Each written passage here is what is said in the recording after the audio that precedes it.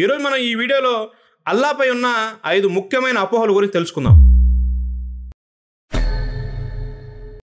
అస్సలాము అలైకుం వరహ్మతుల్లాహి వబర్కాతు.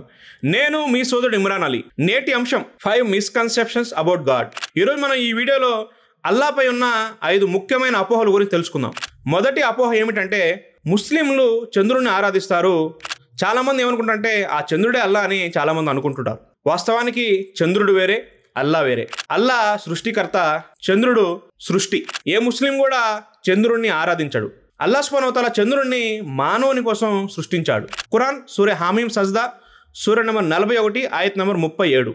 రేయింబవళ్ళు మరియు సూర్య చంద్రులు అల్లా యొక్క సూచనలోనివే. మీరు సూర్యునికి కానీ చంద్రునికి కానీ సాష్టాంగం చేయకండి. నిజంగా మీరు అల్లాకు దాస్యం చేసేవారైతే వీటన్నిటిని సృష్టించిన అల్లాకు సాష్టాంగం చేయండి. ఖురాన్లో చాలా స్పష్టంగా తెలియజేయబడింది, సూర్యుడైనా చంద్రుడైనా ఇవన్నీ అల్లా సూచనలు. కాబట్టి ముస్లింలు చంద్రుడిని ఆరాధిస్తారు అనేది ఒక పెద్ద అపోహ మాత్రమే, వాస్తవం కాదు. ఏ ముస్లిం కూడా చంద్రుడిని ఆరాధించడు. చంద్రుని అంటే నెలవంక ఎందుకు చూస్తారంటే కాలాన్ని లెక్కించడం కోసం. అల్లాపై ఉన్న రెండవ అపోహ. చాలా మంది అపోహ ఏమిటంటే అల్లాకి సంతానం ఉంది, అల్లాకి కుమారులు ఉన్నారు, కుమార్తెలు ఉన్నారని చాలా మంది ఇలాంటి విశ్వాసాలు కలిగి ఉన్నారు. వాస్తవానికి అల్లాకి సంతానం లేదు, అల్లా కూడా ఎవరి సంతానం కాదు. మరికొంతమంది విశ్వాసం ఏంటంటే అల్లాకి సంతానం ఉంది, జీసస్ అల్లా యొక్క సంతానం అని మరికొంతమంది విశ్వసిస్తున్నారు. Jesus son of the God అని చాలా మంది విశ్వసిస్తున్నారు. ఇది తప్పు. అల్లాకు భార్యలు కానీ కుమార్తెలు కానీ కుమారులు కానీ ఎవరూ లేరు.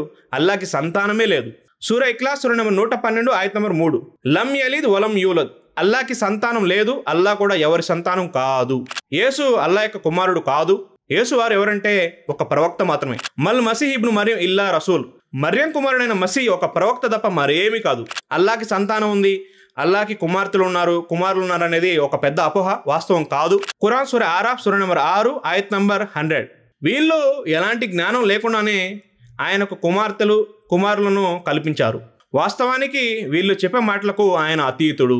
అల్లాకి కుమార్తెలు ఉన్నారు, కుమారులు ఉన్నారు అనేది కల్పించబడిన విషయం మాత్రమే, వాస్తవం కాదు. అల్లా మీద ఉన్న మూడవ అపోహ. చాలా మందిలో ఉన్న అపోహ ఏమిటంటే అల్లా కేవలం ముస్లింలకు మాత్రమే దేవుడని చాలా మంది అనుకుంటున్నారు. ఇది వాస్తవం కాదు. అల్లా ఈ సమస్త మానవాళికి ప్రభు. అల్హమ్దులిల్లాహి రబ్బిల్ ఆలమీన్. సకల లోకాల ప్రభు అయిన అల్లాకు మాత్రమే కృతజ్ఞతలు, స్తుతులు. ఈ భూమి మీద ఉన్న ప్రతి ఒక్కరిని సృష్టించింది అల్లా మాత్రమే.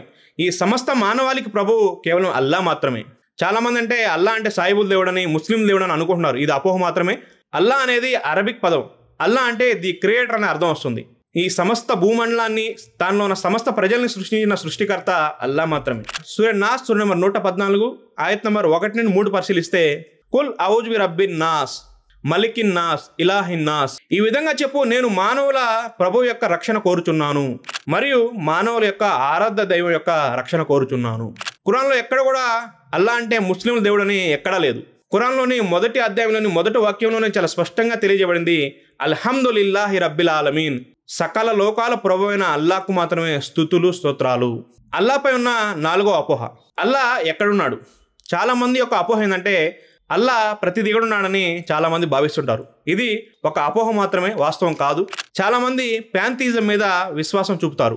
ప్యాంథిజం అంటే ప్రతి దిగడ అల్లా ఉన్నాడు, ప్రతి దిగడ దేవుడు ఉన్నాడని నమ్ముతుంటారు. ప్రతి దిగడ దేవుడు లేడు, ప్రతి దాంట్లో దేవుడు లేడు.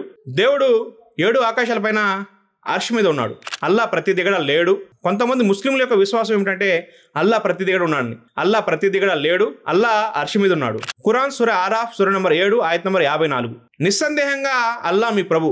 ఆయన భూమి మరియు ఆకాశాన్ని 6 రోజుల్లో సృష్టించాడు. ఆ తర్వాత సింహాసనం అంటే అర్ష్పై ఆసీనుడయ్యాడు. అల్లా ప్రతి దిగడ ప్రతి దాంట్లో లేడు, అల్లా అర్ష్ మీద ఉన్నాడు. అల్లా మీద ఉన్న 5వ అపోహ. చాలా మంది ప్రశ్నించేది ఏంటంటే దేవునికి చిత్రపటం ఎందుకు లేదు, మీ అల్లా ఎందుకు కనపడ్డు?